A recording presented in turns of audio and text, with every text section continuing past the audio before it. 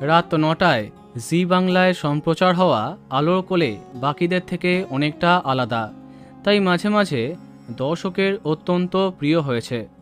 মাঝে মাঝে আবার পিছিয়ে পড়েছে টিআরপিতে। ২-১ সপ্তাহ স্লট পাওয়ার পরে আবার পিছিয়ে পড়েছে জি বাংলার জনপ্রিয় ধারাবাহিক আলোর কোলে।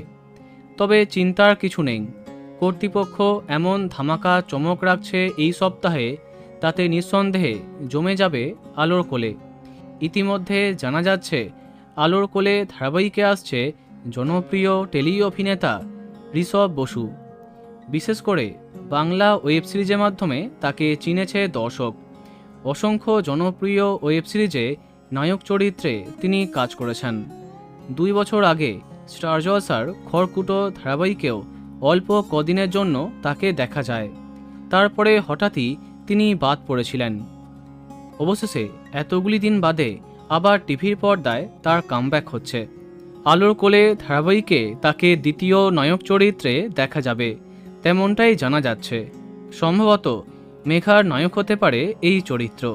শোনা যাচ্ছে এটা পজিটিভ হবে। এবার দেখা যাক কি হয়। তো বন্ধুরা, আলোর কোলে কার কার প্রিয় কমেন্টে জানাতে পারো। ভিডিওটি লাইক এবং শেয়ার করো। এই রকম আরও অনেক ভিডিও পেতে সাবস্ক্রাইব করো কারেন্ট পজ। ধন্যবাদ।